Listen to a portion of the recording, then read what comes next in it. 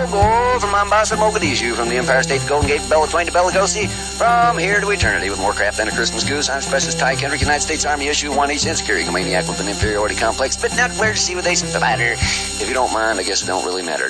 We're back for another episode of MOGVET Stories, and on the topic of hydration, we've had a really hot summer. We posted a video of Leo earlier with his water drinking ability being pretty impressive, which mine was not always. And one day we were out, I was out driving a 10K, which I, of course, wasn't licensed on, 10K forklift. And it was a field license. Yeah, that's what it was, a field expedient license. Yeah, but it was authorized by Sergeant Meringue. And that's what really mattered. That's the only thing that mattered. Because Captain Naylor didn't matter. I can tell you that. Oh my God, we hated that guy. Oh God, bless his heart. We were out there working, and I dropped cold, just out cold, just completely dehydrated under the African heat, and it was blazing. I don't even think Ramadi ever got that hot. That was a couple weeks after we got there, though. Yeah, that's Africa hot, and that's, I mean, just damn hot. And I fell out cold, and then after that, I don't really know what happened, because I remember waking up in my cot and looking up and seeing there was a medic. She had an IV in my arm. Sergeant Meringue was standing over me with his arms folded, looking like this. Oh, yeah. Bobby's there, and Waller's there. I don't even understand what happened. How did I even get up to my second story studio apartment unconscious? Well, so let's see. So down you went, because we were goofing off, because that's when I was trying to show you how to operate the 10K. You got off squirrely, and then climbed up, and then we were working for a while, because we were digging the pit with that front end loader so we could put the trash trailer in there. And because that was one of the Meringue special missions. I don't even remember where we got that thing from. But you went down after we got off the forklift and stuff, and then so Waller sees, so we get you over to the hooch, and then, but you couldn't two-person your ass up that ladder to get up to your cot. No, it was a one-man. It was a very narrow up on the shoulder you go. Carried like a sack of potatoes with your feet hanging around, and somebody else on the backside holding your ass, and everybody just two people moving up the ladder. Well, it's a good thing somebody didn't shit their britches. I'm just saying. I just wish I'm glad nobody had a camera back then, because this would have been epic. That's one of the things I wish I would have thought of about, like Waller did, the video camera. Yeah. I wished I would have thought about bringing a video camera. Because before you went up the ladder, you would have said, somebody go get the camera. Well, remember back then, those cameras were like today's freaking news cameras.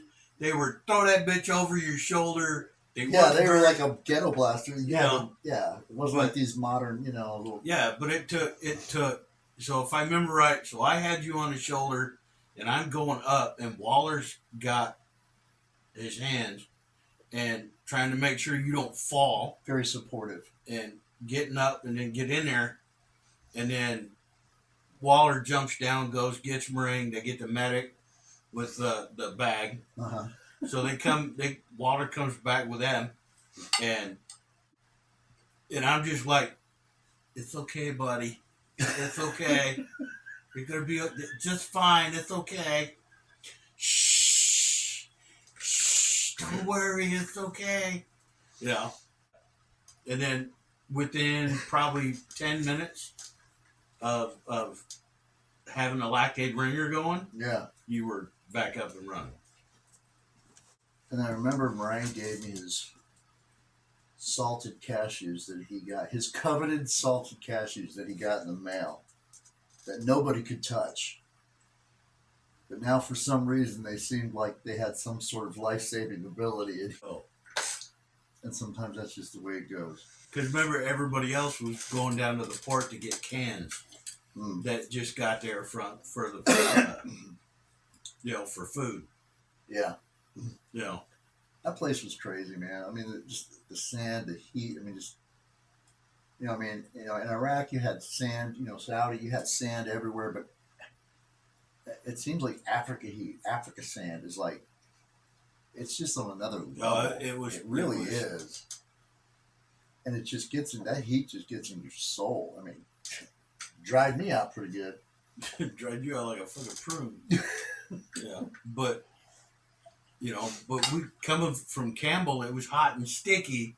Yeah. And we get there and we're right on the coast. Hot. It wasn't hot and sticky. No. It was just hot. You would think there'd be a little humidity coming off the ocean or whatever or something, but no, it was just hot like an iron, just coming down all the time. And man, I'm glad I don't have to experience that heat. That's why we live in Arizona, right? Of course, because. So how long did it take to get me up that ladder? I mean, that seems like it was really nothing less than awkward. I was more worried about the fucking brain injury. Because I think I smacked your head on it, because your ladder was right up against the wall.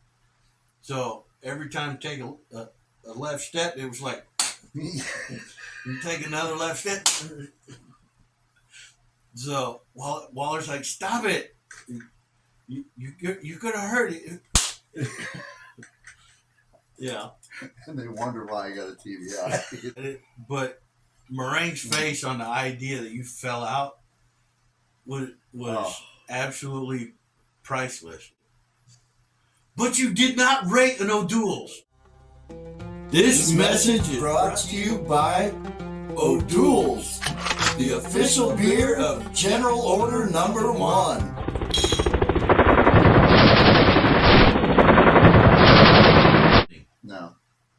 No, that my friend, you have to risk your life for. That's another mission. We gotta get you healthy so you can risk your life to go get some O'Doul's. Oh yeah. And do you remember him sitting in his Adirondack chair? Yes. Sitting in his Adirondack chair in the evening, just after chow. The last briefing is done. Everybody's released. Before the mortars fall. Just before that night, it's right there. Sun's gone, but there's that beautiful pink and peach colored twilight in the sky. And then there's Moraine. O'Doul's, the official beer of General Order Number 1. That's right, man. He had to have his moments. I mean, everybody's got to have their moments, but I mean, he's the only guy I knew who lived in a tent that jerry-rigged an air conditioner with like 100-mile-an-hour tape and like some wood, and I mean, he just no, the king of the jerry rig, right, was Waller. You remember when the speaker went out on the TV in the CQ, and he rigged that radio, dude? If I had, he rigged that radio. Mike lives in Michigan. Okay, right. Waller lives in Michigan. A lot of cars there. I'm just saying, if I had to steal a car, he'd be the guy I'd go to because this guy could hotwire anything, man. So we're going to wrap it up for today, guys. That's MOGVET Stories with Ron and Bobby, and here we are running the gun 30 years later. And 30 pounds later, too. 30 pounds later. Yeah, right. 30 years and 40 pounds for some of us. Speak for yourself. Sorry. All right.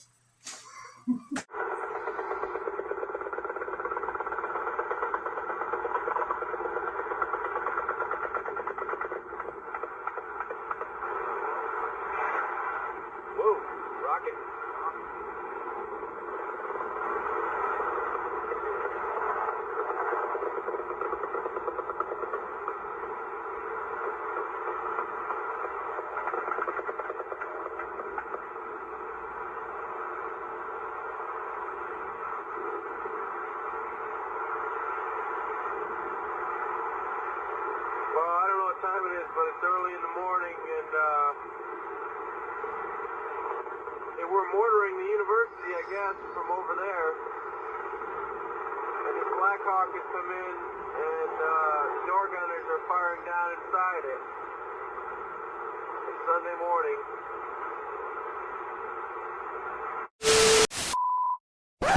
Do not get off on exit 22, over.